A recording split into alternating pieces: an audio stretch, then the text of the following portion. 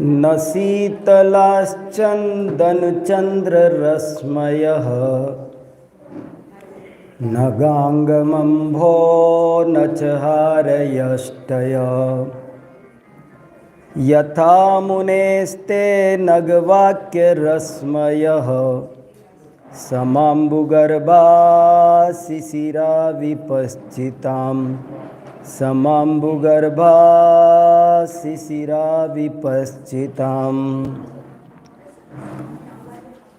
ये जो मैंने श्लोक का पाठ किया है, इसको आज से लगभग 1800 वर्ष पहले आचार्य समंतभद्र स्वामी ने वृहत स्वयंभू स्तोत्र में लिखा है। 24 तीर्थंकर की स्तुति है संस्कृत में, सबसे प्राचीन मूल स्वयंभू स्तोत्र। उसमें शीतलनाथ भगवान की स्तुति करते हुए ये श्लोक लिखा है। और इस श्लोक का अर्थ सबको समझ में आ जाए, इसके लिए मैं इसको थोड़ा सा रूपक बनाकर सुनाता हूँ। आप ऐसा समझो कि एक बार आचार्य समंतभद्र स्वामी वन में एक पेड़ के नीचे बैठे थे और बहुत भक्तों से घिरे हुए थे, शांति थी। अचानक आचार्य समंतभद्र स्वामी ने प्रश्न पूछा कि बताओ, इस विश्व में सबसे शीतल वस्तु क्या है? क्या प्रश्न पूछा? इस दुनिया में सबसे शीतल, ठंडी, शीतलतादायक वस्तु क्या है? तो एक किसान बोले, महाराज मैं बताता हूँ। बोले बताओ। बोले महाराज, ये वट वृक्ष है, इसकी छाया बहुत शीतल होती है। मैं रोज़ दोपहर में छाछ रोटी खा के इसी के नीचे सोता हूँ, खर्राटा आता है, सारी थकान उतर जाती है। इससे ज़्यादा शीतल वस्तु विश्व में दूसरी नहीं है। फिर एक कोई चोटीधारी पंडित जी बैठे थे, बोले मैं बताता हूँ। बोले बताओ। बोले महाराज, मैं रोज़ सुबह उठकर 4 बजे 5 बजे गंगा में डुबकी लगाता हूँ। दिन भर तरावट रहती है, बहुत ठंडक रहती है, गर्मी वर्मी नहीं लगती है। गंगा जल इस विश्व में जितना शीतल है उतना शीतल और कुछ नहीं है। मेरी दृष्टि में तो फर्स्ट रैंक उसकी है। एक चंदन का व्यापारी बैठा था, बोला महाराज आप भी किस किस से पूछ रहे हो? हम हैं बड़े सेठ, दुनिया में चंदन का व्यापार है हमारे घर में। बोले चंदन वास्तव में शीतल होता है, चंदन से ज़्यादा शीतल वस्तु इस विश्व में दूसरी नहीं है। चंदन को सर्वोत्तम शीतल माना जाए, कंप्यूटर पर लॉक किया जाए।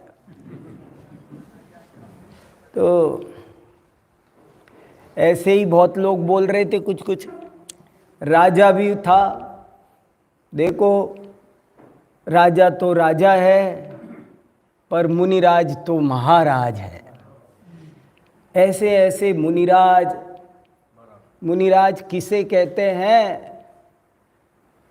जिनके आगे राजा भी धूल में विनय पूर्वक भक्ति पूर्वक बैठता हो। मुनिराजों का प्रभाव कोई अद्भुत ही होता है। तो राजा ने कहा महाराज, मेरे ख्याल से तो चांदनी सबसे ज़्यादा, चंदन से भी ज़्यादा टॉप की चीज़, कुदरती, नेचुरल। बोले क्योंकि महाराज मुझसे ज़्यादा टेंशन दुनिया में किसी को नहीं हो सकता। मैं राजा हूँ, मुझे पता है। कितना टेंशन, अड़ोसी पड़ोसी, दिन भर राजकाज, बहुत दिक्कत होती है। मगर जब मैं शाम को अपने महल के 7वें खंड के ऊपर छत पे चंद्रमा में चांदनी में जाके बैठता हूँ तो सारा टेंशन उतर जाता है। मेरी दृष्टि में तो चांदनी सबसे ज़्यादा शीतल है। ऐसे ही और उत्तर आ रहे होंगे, मैं सारे उत्तर कहाँ तक बताऊँ आपको। आप सोचो हम में कोई बैठा होता तो हम में से भी कुछ देता। आप सोचो कि आप बैठे होते तो क्या हो सकता है। हम में से कोई बैठा होता तो कहता महाराज एसी।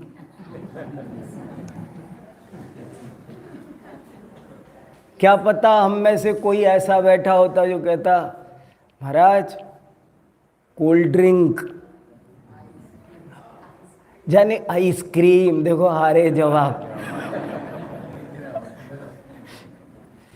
ऐसे जवाब आ रहे थे बहुत। और इधर से आया तो एक इधर का भी सुना देता हूँ। सब जवाब दे रहे थे तो रानी भी बैठी थी। रानी बोली महाराज आप पुरुषों ही पुरुषों से पूछोगे कि हम महिलाओं का भी नंबर आएगा। अब तो पार्लियामेंट में भी 33% रिजर्वेशन हो गया। हमको पिछड़ा मत समझो, हमसे भी पूछो। तो बोले अच्छा आप बताओ। रानी का नंबर आया तो रानी ने उत्तर दिया कि महाराज बसेरे के मोती का हार, बसेरे के मोती का हार पहनते ही जुकाम हो जाए, इतना ठंडा होता है। तो बोले मेरी दृष्टि में उससे ज़्यादा ठंडी चीज़ दुनिया में कोई नहीं है। ऐसे ऐसे बहुत उत्तर आ रहे थे। वहीं पर एक छुल्लक जी भी बैठे थे। मुनि संघ है ना ये तो, आचार्य श्रृंग। तो छुल्लक जी बैठे थे। छुल्लक जी बोले, विनय पूर्वक बैठे थे, गुरुदेव आज्ञा हो तो मैं भी कुछ कहूँ। बोले बोलो। अब इनकी बात सुनो आप ध्यान से। छुल्लक जी बोले कि गुरुदेव इन लोगों ने जो जो चीज़ें बताई वे सब क्वचित कदाचित कथनचित शरीर को शीतलता देने वाली तो कही जा सकती है, पर आत्मा को शीतलता देने वाली वस्तु इस विश्व में कोई है तो वो एक ही है, जिनवाणी जिनवाणी जिनवाणी। बोले कैसे? कि देखो ये सब चीज हो, चंदन का तेल भी, सब इनकी सब चीजें हो, लेकिन अंदर में कसाई की अग्नि धधकती हो, एसी वैसी भी लगा लो आपके, जोड़ लेना सब। बोले वो भी हो तो रात भर करवट बदलते बीतेगी, शांति नहीं मिलेगी, शीतलता नहीं मिलेगी। और यदि अंदर में जिनवाणी होगी तो वन में शिखर पर धूप में बैठे होंगे, ऊपर से सिर पे सिगड़ी जलती होगी, पर अंदर में शीतलता का झरना झरता है। ये प्रभाव है जिनवाणी का। देखो भाई, मैंने अपनी शक्ति अनुसार 3 दिन आपको टूटा फूटा मुझसे जैसा बन सका सुनाया, पर जो मैं कहना चाहता हूँ वो मैं ये कहना चाहता हूँ। मैं तो कितनी सी बात कही, कितनी कह पाऊँगा, लिमिटेड 2-4 बात आपसे कह जा रहा हूँ, लेकिन आपको स्वाध्याय खूब करना है। मैं तो ये कहना चाहता हूँ, ये श्लोक इसीलिए सुनाया है। और मैं ये भी कहना चाहता हूँ कि स्वाध्याय को ही और बढ़िया से बढ़िया कैसे बनाया जा सकता है, उसमें क्या कैसे क्वालिटी आ सकती है, इस पर आप लोग थोड़ा सा चिंतन करो, अच्छे से करो। करोगे तो समझ में आएगा सब। मुझे ऐसा लगता है आप सब मेरे साधर्मी भाई बहन हो और बहुत मुश्किल से हम सब को ये सब बातें समझ में आई है, रुचि हुई है। ये यहाँ तक का काम बहुत मुश्किल था जो हम कर आए हैं, और अब हमारी नाव बिल्कुल किनारे लगने वाली है। और यदि जरा सी भी लापरवाही हो गई तो फिर कहीं भंवर में न चली जाए। और इसके लिए ये बहुत ज़रूरी है कि हम स्वाध्याय में क्वालिटी डेवलप करें। कैसे करें ये बहुत ज़रूरी है। ज्ञान का क्या महत्व है, स्वाध्याय का क्या महत्व है, आप इसको ठीक से रियलाइज करने की कोशिश करो। नहीं समझ में आए तो जो हुआ पो हो रही है वो अच्छी है। जैसे भाई साहब कहने लगे पहले शास्त्र कहाँ थे, आप स्वाध्याय करने की कहते हो।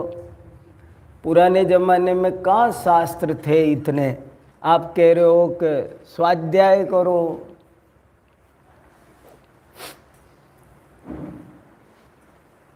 महावीर भगवान के ज़माने में कहाँ शास्त्र थे। तो हमने कहा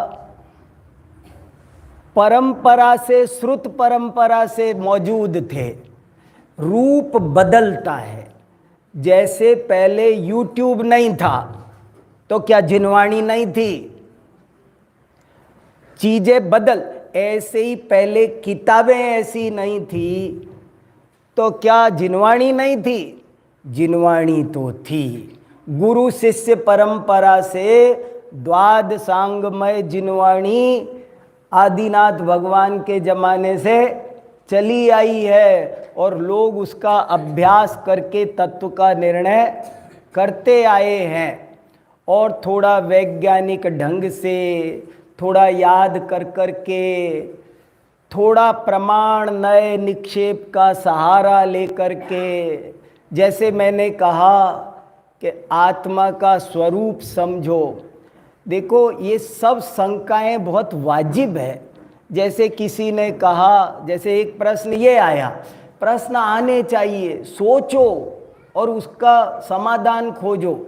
जैसे एक प्रश्न आया कि 11 अंग का ज्ञान हो जाता है, आप ज्ञान के पीछे पड़े हो। तो प्रश्न अच्छा है, बहुत वाजिब प्रश्न है। जब दृष्टि नहीं होगी तो कितना भी ज्ञान हो जाए। मैंने कहा दृष्टि लेकर के ज्ञान करो। ज्ञान करने के पीछे 99% लोगों के मकसद खराब होते हैं।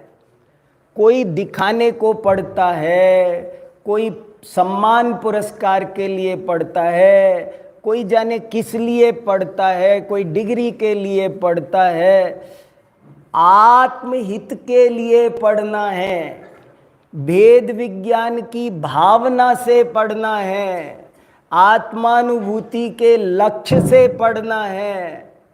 मुझे मेरे भव का अभाव करना है, मुझे कई जन्मों का काम अभी करना है।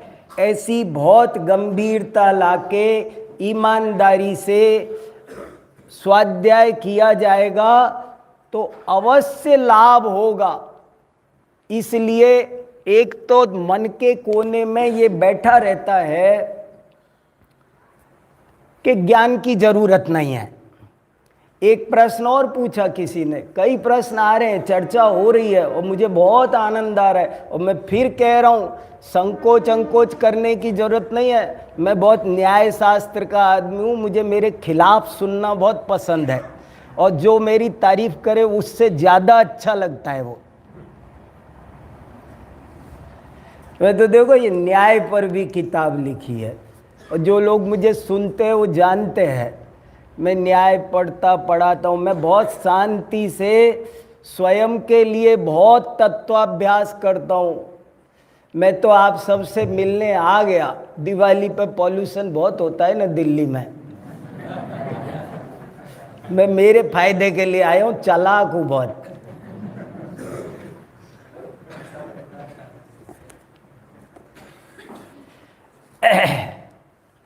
निर्णय करो, स्वयं निर्णय करो।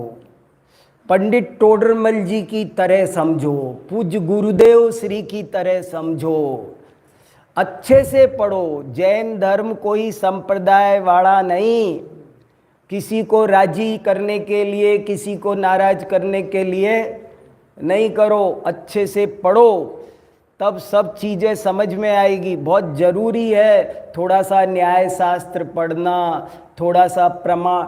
नय के बिना बात समझ में आती नहीं है। प्रमाण, नय, ये सब बहुत ज़रूरी है।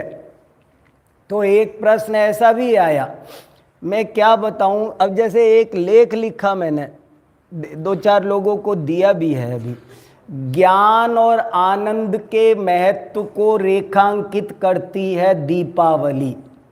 एक लेख है मेरा छोटा सा, आप लोगों को ग्रुप पर मिल जाएगा, दे देना भैया, तो सब लोग देख ले। छोटा सा 1 पेज का लेख है। देखो मेरा चिंतन कैसे, मैं सोचता कैसे हूँ, मैं आपको बता रहा हूँ तरीका। जैसे मान लो मैंने सुबह कहा कि भैया आज के दिन को कोई दीपावली कहे तो बुरा मत मानो। मैं ये नहीं कह रहा कि आप भी दीपावली कहो, कहना ही पड़ेगा, दिवाली ही है, मैं वो नहीं कह रहा। आप महावीर निर्वाण कल्याणक बोलो, लेकिन किसी ने दीपावली बोला है तो वो पापी है, गलत है, जिनागम के विरुद्ध है, ऐसी बात मत बोलो, क्योंकि जिनागम में मौजूद है। उसका कारण समझो, क्या हुआ था, कैसे हुआ था। मान लो अरे थोड़ा सा मैं टॉप किया तो मेरे गांव वालों ने खुशियां मनाई। वैशाली का एक नागरिक आज मोक्ष को प्राप्त हो रहा था। वैशाली के वर्णन में पढ़ो, लिखा है सब शिलालेखों में आचार्यों ने। वैशाली का बच्चा, वहाँ का छोटा सा राजकुमार, जो 10 भव से साधना चल रही थी, जाने कब से चल रही थी, तो आज वो मोक्ष गया तो वहाँ के श्रावकों की खुशी का कोई पारावार नहीं रहा कि जिस लक्ष्य के लिए साधना करते हैं भवों भवों, वो लक्ष्य आज उसने प्राप्त कर लिया। तो वो तो उन्होंने सबसे पहले दीपावली वहाँ मनी वैशाली में। फिर भी मैं वो नहीं कह रहा, हम तो जैन दर्शन कहीं भी आग्रह नहीं रखने का नाम है। जैन दर्शन किसी का खंडन नहीं करता है। जैन दर्शन केवल अपेक्षा बताता है, विवक्षा बताता है।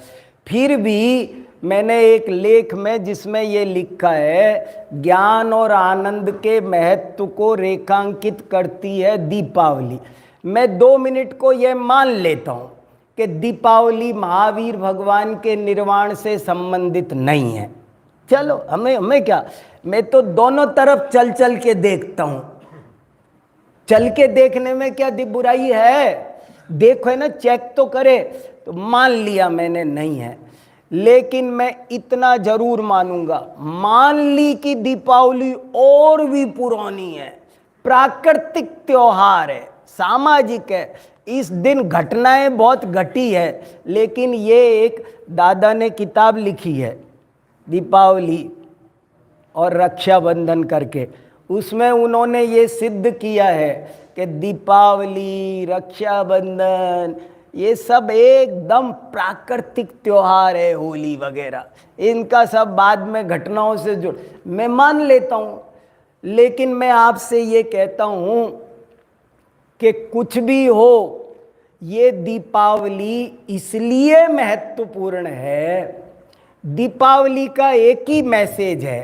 पहले के ज़माने में प्रतीकों से बात करते थे, इतनी हर चीज़ इतनी समर्थ लिखना लैंग्वेज इतनी वो नहीं थी डेवलप्ड, तो बातों को प्रतीकों से करते थे। तो प्रतीकों से बात करते थे। दीपावली पर जो दीप है वो ज्ञान का प्रतीक है, जो मिठाई है वो आनंद का प्रतीक है। एक तो जीवन में कभी भी दुखी नहीं होना चाहिए, चाहे पहाड़ जितना दुख टूट पड़े। एक मैसेज तो दीपावली का ये है। दूसरा मैसेज ये है कि जीवन में सबसे ज्यादा महत्वपूर्ण कोई चीज है तो वो ज्ञान है। ज्ञान और आनंद के महत्व को रेखांकित करती है दीपावली, वो हाईलाइट करती है। हम लोग कहते कहते बहुत है, हाँ हाँ ज्ञान महत्वपूर्ण है, हाँ हाँ ज्ञान आनंद महत्वपूर्ण है, लेकिन पता चलता है जब एक 10 रुपए का कप टूट जाता है ना गिर के, 10 रुपए का कप क्या टूट गया कि 2-4 घंटे के परिणाम खराब कर लिए, तो कीमत काहे की भाषित हो रही है। हमें दुनिया में हर चीज की कीमत पता है। ये पजामे की प्रेस नहीं खराब हो जाए, बाल नहीं बिखर जाए, इसके लिए पॉकेट में कंगा। बाल बिखरने की चिंता है, हमको हर चीज की कीमत। मैं तो ऐसा कहता हूं, हमें रद्दी अखबार की कीमत पता है, हमें टूटी चप्पल फूटी बोतल इनकी कीमत पर। अगर मेरी चप्पल खो जाए ना तो मैं सोचूंगा वो 500 रुपए की थी तो मैंने 2 महीने पहन ली, तो अभी भी 101 रुपए का नुकसान। तो माने हमको उस टूटी चप्पल की कीमत पता है, रद्दी अखबार की कीमत पता है, हमें हर चीज की कीमत पता है। हमें हमारे परिणामों की कीमत कब पता होगी, उसकी कीमत कब पता होगी। जरा जरा सी बात पर हम अपने परिणाम घंटों खराब कर लेते हैं। ज्ञान और आनंद की कीमत पता नहीं है। ये दिवाली आई है वो ज्ञान और आनंद की कीमत समझाने आई है कि ज्ञान और आनंद की कीमत समझो। दोनों पर मेरे लेख है, एक लेख आनंद पर है 3 पेज का। आनंद की क्या कीमत है। तो इसलिए ये सब चीजों को थोड़ा सोचकर, ज्ञान और आनंद की कीमत है, आग्रह कहीं नहीं रखना। इस स्यादवादी जैन दर्शन में, अनेकांतवादी दर्शन में आग्रह को, कलह को कहीं कोई स्थान नहीं है। इसलिए बहुत शांति से स्वाध्याय करना चाहिए। मैं प्रश्न बता रहा था एक और।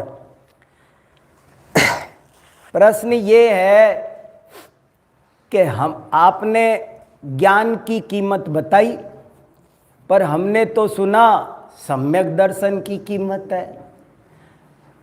चर्चा की थी ना, सम्यक दर्शन, सम्यक ज्ञान, सम्यक चारित्र, इनमें मध्य में ज्ञान। मुझे आप सबसे कहना है थोड़ा शांति से, मैं सबको थोड़ा सुचवाना चाहता हूं। क्या बोलेंगे? सबको मैं सोचने के लिए उकसाना चाहता हूं कि थोड़ा सोचो मैं क्या कह रहा हूं और क्यों कह रहा हूं। देखो, ये बात समझ में आ गई तो निहाल हो जाओगे, बहुत बड़ी चीज पकड़ में आ जाएगी।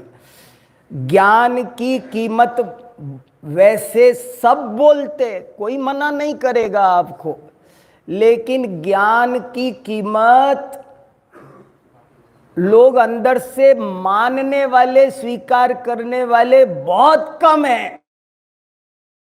जगह देखा मैंने, कोई न कोई तो कहता है ज्ञान की क्या कीमत है, चारित्र की कीमत है। कोई किसकी कीमत समझता है, कोई किसकी कीमत समझता है। मैंने बहुत गहराई से अध्ययन करके ये समझा है कि जैसी आपकी अंडरस्टैंडिंग होगी, आप जैसा जानते होगे वैसा ही आप मानोगे। ये श्रद्धा बहुत टेकली है। श्रद्धा किसी के कहने से ऐसे ही मानती नहीं है। आप तीर्थंकर के समोसरण में भी चले जाओ तो श्रद्धा सुरक्षित बैठी रहती है। जायान दे सुनियान दे, इसे कोई बात नहीं है। जब आप जैसा जानोगे वैसा ही आपका श्रद्धान होगा। अगर आप ऐसा जानोगे कि बेईमानी करने से पैसा आता है तो बेईमानी करोगे। अगर आपको लगता है कि क्रोध करने से ऑफिस अच्छा चलेगा तो आप क्रोध करोगे। आप जिस चीज को आप अच्छा मानोगे वो काम करोगे। और जब आप न्याय युक्ति तर्क से अच्छे से ये समझ जाओगे कि क्रोध, मान, माया, लोभ, बेईमानी, भ्रष्टाचारी ये निरर्थक है, अनर्थक है, सारा अध्यवसान निरर्थक। अध्यवसान भाव सारा निरर्थक है, अनर्थक है। देखो, दो शब्द बोले मैंने। एक शब्द बोला निरर्थक, एक बोला अनर्थक। क्रोध, मान, मैं बेईमानी करूं, ये चीजें, ये अध्यवसान, मेरे विकारी भाव, ये निरर्थक है और अनर्थक है। निरर्थक और अनर्थक माने पर मैं निरर्थक और अपने लिए मेरा बुरा करते हैं, वो दूसरे का बुरा नहीं करते हैं। इसलिए वो वहां काम नहीं। जैसे मैंने बेईमानी करी, मैंने कम तोला, तो कम तोलने से मैं धनवान बनूंगा ऐसा सोचा मैंने। लेकिन कम तोलने से धनवान नहीं बनते हैं, इसलिए मेरा ये विचार निरर्थक है। लेकिन मेरा बुरा करता है इसलिए ये अनर्थक है। एक उदाहरण से स्पष्ट करने की कोशिश करूं। आप ऐसा समझो, मैं दुकानदार हूं और कोई कमल जी मेरे पास में चीनी खरीदने आए। 1 किलो चीनी दे दो। मैंने कहा 50 रुपये दो। इन्होंने मुझे 50 रुपये दिए और मैंने इनको 1 किलो की बजाय 900 ग्राम तोल के दे दिया। 100 ग्राम कम तोल दिया, इनको पता ही नहीं चला और ये ले गए तो शांति से। अब मैं अपने मन में राजी हो रहा हूँ, मैं खुश हो रहा हूँ। क्या सोच रहा हूँ मैं कि मैंने आज 5 रुपया मेरी तिजोरी में आज 5 रुपया फालतू आया। अब जब तक मैं ये सोचता रहूंगा तो कमल जी के बाद दीपक जी आ जाए, कोई भी भाई आ जाए, मैं सबको 100 ग्राम कम दूंगा। अब जरा मैं एनालिसिस करता हूं, ये मेरी प्रोसेस चलती रहेगी, लेकिन मैं जरा एनालिसिस करता हूं। देखो, जिन खोजा तिन पाइया, गहरे सोचोगे नहीं, विचार नहीं करोगे, निर्णय नहीं करोगे तो फिर कुछ इलाज नहीं है। तो जरा एनालिसिस करते हैं कि अब विचार करते हैं कि मैं क्या सोच रहा था कि 5 रुपये मेरी तिजोरी में फालतू आए, लेकिन रियलिटी क्या है चेक करते हैं। रियलिटी ये है, क्या कहा फिर कहना, कि मेरी तिजोरी में 5 रुपया फालतू आया। क्या तेरी तिजोरी में? भैया, ये जो 5 रुपया आया है ना, ये तो लोहे की तिजोरी में आया। तेरी तिजोरी में तो बेईमानी का पाप आया। वो जो 5 रुपया आया वो कहाँ आया? अब देखो गड़बड़ हो रही है। मैं सोच रहा था मेरी तिजोरी में, ये तो मामला गड़बड़ हो गया। ये 5 रुपया आया लोहे की तिजोरी में, मेरी तिजोरी में तो बेईमानी का पाप आया। अब आगे और बढ़ते हैं कि ये जो लोहे की तिजोरी में 5 रुपया आया, ये तो पता नहीं कौन भोगेगा। मैं भोगूंगा कि मेरे बच्चे भोगेंगे, कि कहीं खो जाएगा, गिर जाएगा, कि चोर डाकू ले जाएंगे, वो तो कुछ निश्चित नहीं। मगर ये जो मेरी तिजोरी में बेईमानी का पाप आया, वो मैं मेरी पत्नी से भी पूछूं ना कि तुम अर्धांगिनी हो ना मेरी, तो वो क्या बोलेगी? मैंने बोला था आपको कम तोला करो। वो जो मेरी तिजोरी में बेईमानी का पाप आया है, वो जो मैंने काम किया है, वो तो मेरी तिजोरी में बेईमानी का पाप जमा हुआ है, और उसे सिर्फ और सिर्फ मैं ही और गारंटी से भोगूंगा। अब ये समझ में आ जाए तो कल तुलेगा। फिर समझ ठीक हो जाएगी। बेईमानी होती है समझ गलत होने से। समझ गलत होगी तो जैसा आप जानोगे, जैसा वैसा आप मानोगे, और वैसा मानोगे तो वैसा ही आचरण करोगे। आपका आचरण आपके श्रद्धान ज्ञान का अनुकरण करता है, और आपका श्रद्धान आपके ज्ञान का अनुकरण करता है। सारे शास्त्र भरे हैं। मैंने प्रवचन सार का बहुत उल्लेख किया। प्रवचन सार, तीसरा अधिकार, पहले अधिकार की 86 गाथाएं, उनकी टीकाएं, और कितने कितने। अभी कल दिल्ली में एक व्याख्यान है ज्ञान के महत्व पर, कोर्ट में। तो क्या देखो क्या क्या क्या क्या बात है। एक बात बता रहा हूं आपको। देखो हमें ये चीजें समझनी है।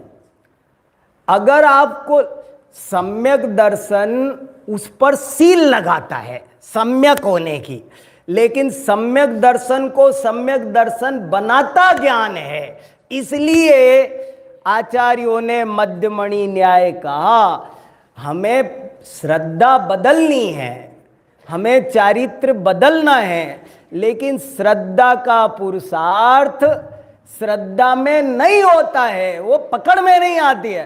पुरुषार्थ ज्ञान में होता है। चारित्र का पुरुषार्थ ज्ञान में होता है। तुम ज्ञान ठीक करो। ये उदाहरण दिए ना, ऐसे बहुत उदाहरण है आचार्यों ने मूल का। मैं एक और उदाहरण देता रहता हूं कि आप समझो कि मुझे पीलिया हो गया और मैं डॉक्टर के पास गया, तो जो अज्ञानी डॉक्टर होगा वो कैसी सलाह देगा? मान लो मैं डॉक्टर साहब जरा देखना मेरे ये नाखून आजकल पीले हो रहे हैं, ये आंखें देखना पीली पीली। तो अज्ञानी डॉक्टर होगा तो क्या बोलेगा? अच्छा नाखून पीले हो रहे, मैं तुम्हारे लिए लैक्मे की नेल पॉलिश लिख रहा हूँ, दिन में 2 बार लगाना, सुबह शाम, रेड वाली ले आना। और ये आंखें, हाँ इसके लिए भी मैं कोहिनूर का काजल लिखता हूँ रात को सोने से पहले, वो ये लिखेगा। और समझदार डॉक्टर क्या बोलेगा? हाथ नीचे कर लो, देख लिया। वो कहेगा कि ये रोग नहीं है, ये तो रोग के सिम्टम्स हैं।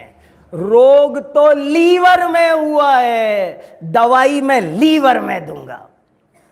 इनको ठीक करने के लिए नाखून पीले हैं, आंखें पीली है, ये सचमुच है। नहीं है सो बात नहीं है। क्रोध आता है, ये बीमारी है। लेकिन क्रोध मिटेगा कैसे? जब तक क्रोध उपादेय समझ में आता रहेगा तब तक क्रोध आता रहेगा। और जब आपको ये समझ में आएगा कि क्रोध निरर्थक है, अनर्थक है, फिर क्रोध आ नहीं सकता। पुरुषार्थ ज्ञान में होगा। इसलिए हमको कहीं न कहीं हम कोई सेफ्टी कॉर्नर खोजते हैं और अपनी ज्ञानाराधना कमजोर कर देते हैं। ज्ञानाराधना कमजोर नहीं करना है, उसमें बहुत क्वालिटी लानी है।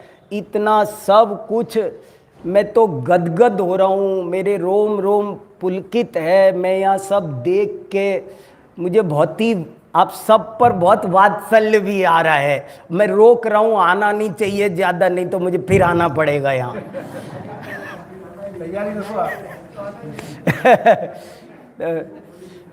तो पर मैं ये चाहता हूँ, आप सबको देखकर रियली मन प्रसन्न है। पर इतना सब, अब किनारे लगी नाव है, कोई एक चूकना नहीं, एक भी नहीं चूकना। सुबह कितना बढ़िया कहा दीपक जी ने, क्या जवाब दिया था महावीर भगवान ने कि यहाँ जितने भी बैठे हैं, मैंने सबका केवल ज्ञान मेरे केवल ज्ञान में देखा है। सबका मोक्ष देखा है। बताओ।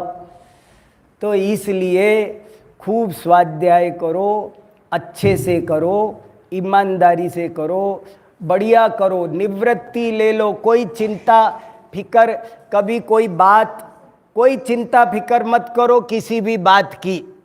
तो बताया ना, कितना भी बड़ा कष्ट हो, बड़ी से बड़ी प्रतिकूलता हो, तो उसकी भी परवाह मत करो। मैंने आपको बताया ना, मुझे तो वो सब्जी वाला प्रेरणा देता है। किसी ने मेरे से कहा आप कैसे इतना स्वाध्याय करते? मैंने कहा देखो, मैं बहुत इसी तरह से करता हूँ। मैं सब, जैसे मैं कभी कभी ऐसे सोचता हूँ, आपको तरीका बताता हूँ। मैं कभी कभी ऐसे सोचता हूँ, मान लो मैं विकलांग होता तो दुनिया में है कि नहीं है? मान लो मेरे आंखें नहीं होती तो अंधे हैं कि नहीं दुनिया में लोग? है ना? मैं भी तो हो सकता था। अगर मैं होता तो तब टीवी देखता, तब मोबाइल देखता, तब कितना देखता। तो समझ लो ना, है यार, ये आंखें बची है जिनवाणी के लिए, बाकी नहीं है, अंधे हैं। मैं सोचता हूं, मैं अभी मैं कितने ही लोगों को, मैं कोरोना में मरा होता, बेहोश तो हो ही चुका था, डॉक्टर कह ही चुके थे, अब क्या बचा था? अब मैं बहुतों को जवाब दे देता हूं कि मैं तो मर गया। तुम मुझसे बात ना करो, समझ लो मैं हूं नहीं ना, तुम करो जैसे करना तुम जानो। तो हम मर, मुझे एक दोहा बहुत पसंद है। एक दोहा है, जीवन से मरना भला, जो मर जाने को, मरने पहले जो मरे, अजर अमर वह होए। समझ में आया?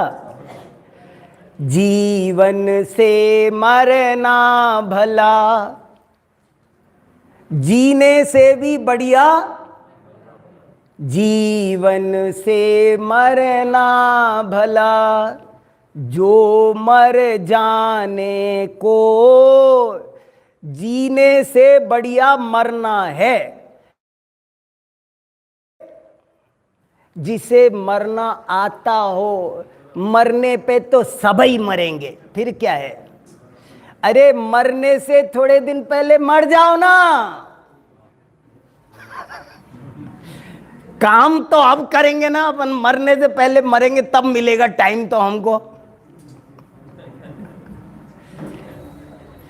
क्या है बताओ? अच्छा विकलांग कितने कितने अच्छा आप ये बताओ कितने के पैर नहीं होते हैं? बाय द वे मेरे पैर नहीं होते हैं, मैं कितनी भाग दौड़ करता फिर कितनी करता? तो अब समझ ही लो कि नहीं है, नहीं है, समझ ही लो ना। तो है तो इसलिए है, मेरे को जिनवाणी का स्वाध्याय करना है, मुझे कुछ नहीं करना। ऐसे मन बना के स्वाध्याय करोगे, क्वालिटी लाओगे। मैंने मेहनत करके संस्कृत सीखी, प्राकृत सीखी। मैं 1 घंटे में पूरा रत्नकरंड श्रावकाचार पढ़ लेता हूँ, मूल से पढ़ ले। मैं अभी आज जैसे आपको प्रवचन कर रहा हूँ ना हिंदी में, ऐसे मैं संस्कृत में पूरा प्रवचन कर सकता हूँ। संस्कृत मेरी मीडियम लैंग्वेज है, मैं यूनिवर्सिटी में संस्कृत पढ़ाता हूँ।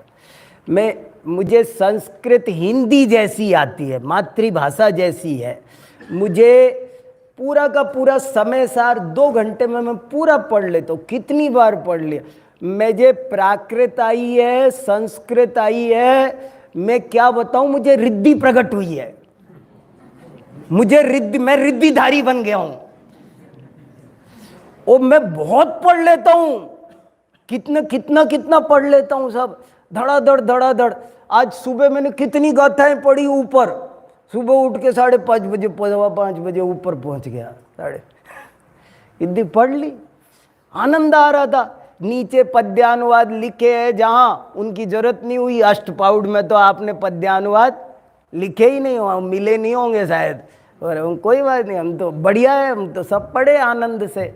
तो देखो, हो सके तो ये सब श्रमण संस्कृति के उपासक होकर श्रम से मत डरो। मेरा भला कोई दूसरा पड़ोसी करने वाला नहीं है, मेरा भला मैं ही करूंगा। पूरी तरह मेरी जिम्मेदारी मेरे ऊपर है। ये बात जचाओ अंदर में अच्छे खासे।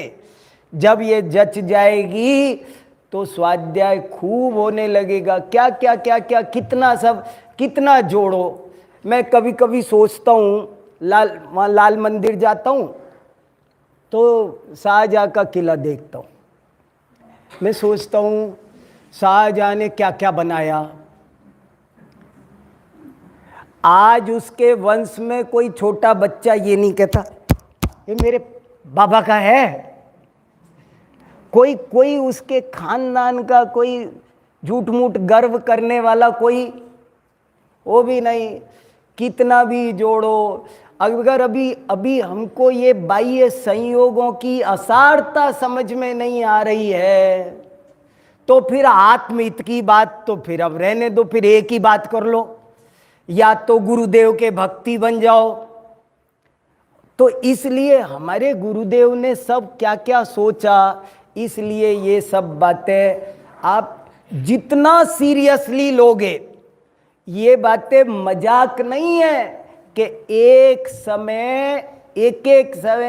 जिंदगी का एक समय चक्रवर्ती की संपदा मिल जाएगी, इंद्र का वैभव मिल जाएगा, मगर ये मनुष्य भव का ऐसा चांस फिर दोबारा नहीं मिलेगा।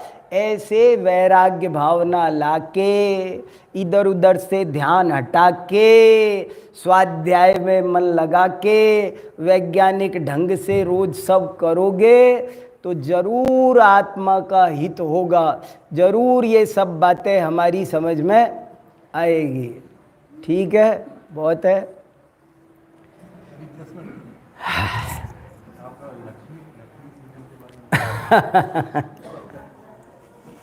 वो तो थोड़ा लंबा टॉपिक है। पूछ रहे लक्ष्मी क्या, जैन इकोनॉमिक्स पर बोले हैं, सब कुछ है। लक्ष्मी माने क्या, धन माने क्या। हमारे आचार्यों ने तो ज्ञान को लक्ष्मी कहा। ज्ञान ही, केवल ज्ञान लक्ष्मी है। वो जो दीपावली पर जो लक्ष्मी पूजा कही, वो शाम को क्यों कही? क्योंकि शाम को गौतम स्वामी को केवल ज्ञान प्राप्त हुआ। तो तो वो केवल ज्ञान लक्ष्मी की पूजा है। ये सारे प्रयोग बहुत सारे वो है अलंकारिक।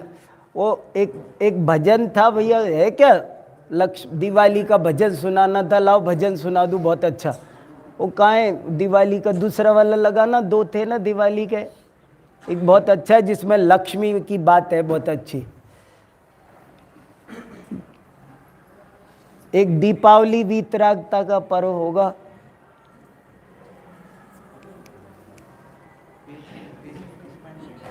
नहीं, दीपावली वीतरागता का पर्व और है एक, वो बहुत अच्छा है, उर्विस के पास।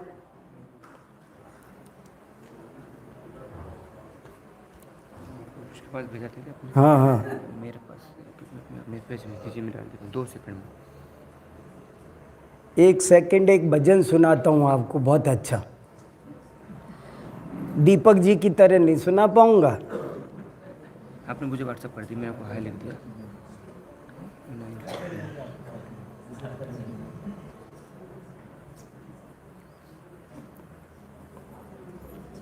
नेट चालू है आपका? हाँ चालू है। कहाँ लिखा है? संकित, मेरा संकित नाम निकालिए, संकित नाम निकालिए इसमें। रुको कि कौन सा नंबर बोलो? 95298057। नहीं आया तुम्हारा, आया नहीं। हाई लिख के भेजा। अब मुझे बताएंगे मतलब मैं आपको ये यही लगा दो ना, इसी में से लगा दो। वो तो डाल दूंगा मैं। का मेल कर ये दूंगा। रहा। बस 1 मिनट लीजिए, अब मेल कर। एक छोटा सा भजन है दीपावली पर, वो सुना देता हूँ। दीपावली वीतरागता। हाँ। भजन तो नहीं है यही है ना। मैं ऐसे ही सुना देता हूँ, सुनो। मैं सुना देता हूँ, उस आपको ग्रुप पर भेज देंगे।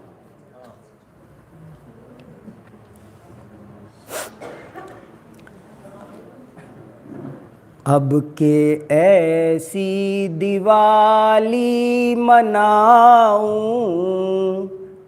कब हूँ फेर न दुखड़ा पाऊं। अब की बार नई दिवाली मननी चाहिए। साधक की भावना सुनो, क्या भावना है?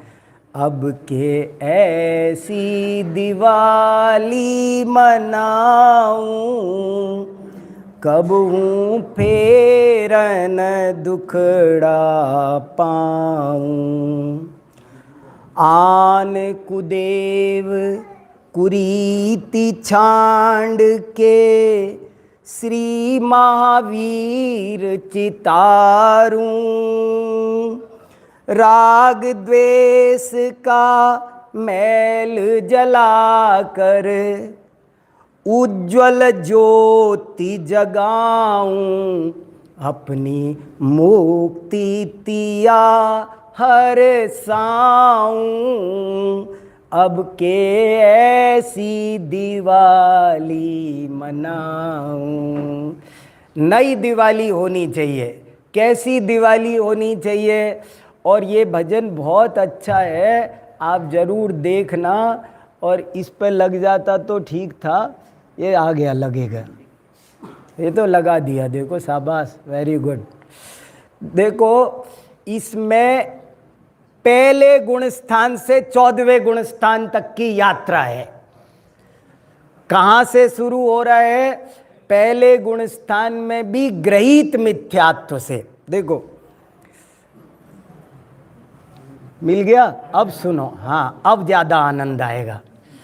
अब के ऐसी दिवाली मनाऊं, कब फेर न दुखड़ा पाऊं।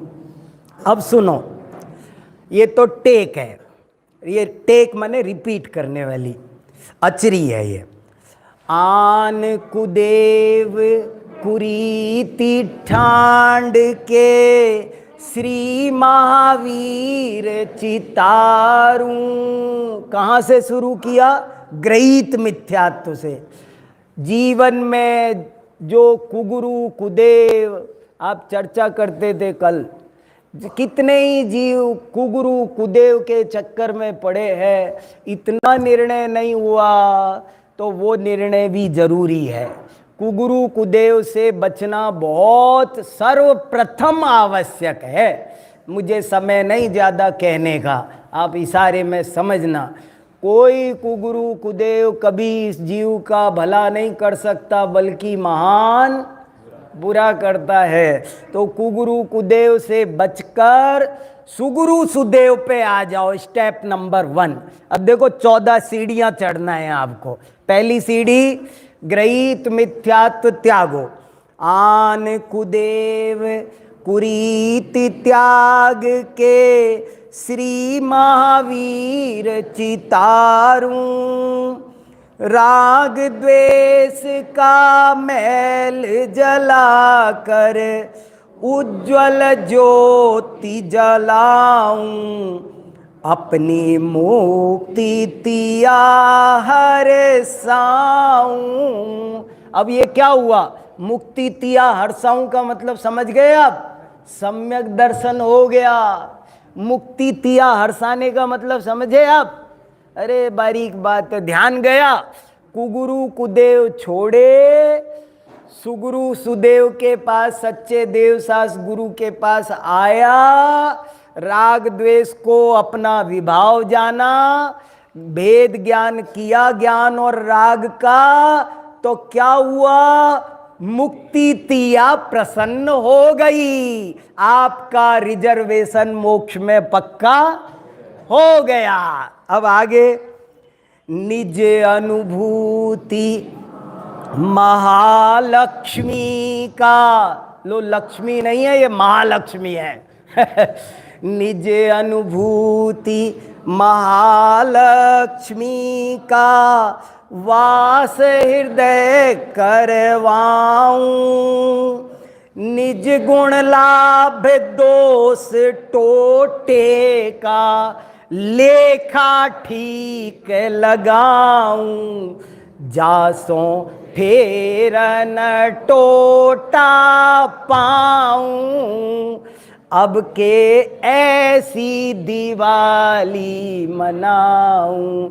आज बही खाता भी लिखते हैं ना, सब लाभ हानि, सब शुभ लाभ, तो कहते हैं वो सब लिखे, हर बार लिखते हो। अब की बार ये अंदर का वही खाता, मैं कहाँ लाभ में चल रहा, कहाँ, शाम को हिसाब लगाओ, आज दिन भर कितना फायदा हुआ, कितना नुकसान हुआ। ये अपना निज गुण लाभ दोष टोटेगा। जो जितने ज्ञान आदि की आराधना हुई सो लाभ, और जितने विकारी भाव हुए सो दोष टोटा। अब लगाओ शाम को अकाउंट, फायदे में रही दुकान। कितने घंटे ज्ञानाराधना, कितने देर रागाराधना होना चाहिए ना भाई। दिन में 24 घंटे है तो 12-12 घंटे हो तो लाभ हानि बराबर। अब हिसाब लगाओ, ये हिसाब लगाना है। बहुत अच्छा भजन है ये। निज अनुभूति महालक्ष्मी का वास हृदय करवाऊं। निज गुण लाभ दोष टोटे का लेखा ठीक लगाऊं। जासों फेर न टोटा पाऊं। अब के ऐसी दिवाली मनाऊं। मनानी है ऐसी दिवाली। देखो अगला ज्ञान, बात आगे बढ़ती जा रही है। ज्ञान रतन के दीप में तप का तेल पवित्र भराऊं। अनुभव ज्योति जगा के मिथ्या अंधकार विनसाऊं। जासों शिव की गैल निहारूं। श्रेणी लग गई। देखो मैं ऐसे पढ़ता हूँ, इसको थोड़ा समीक्षात्मक ढंग से, कंपेरेटिव पढ़ना नहीं है खाली, उसको थोड़ा सावधानी से पढ़ना है। श्रेणी लग गई है देखो। और अब आगे क्या होगा? श्रेणी लग गई, फिर अब आगे क्या होगा? अष्टकर्म का फोड़ फटाका। अब कोई पूछे आप पटाखे चलाते हो कि नहीं, तो मैं तो शादवादी हूं। ऐसा पटाखा चलाना कि नहीं बताओ विपुल भाई? ये पटाखा तो चलाना, वो पटाखा बिल्कुल नहीं चलाना। तृणस्यापि न वांछामि पीड़ाम जिन्मताश्रित। मैं जो जैन श्रावक होता है वो अपने निमित्त से एक तिनके को भी पीड़ित होते नहीं देख सकता।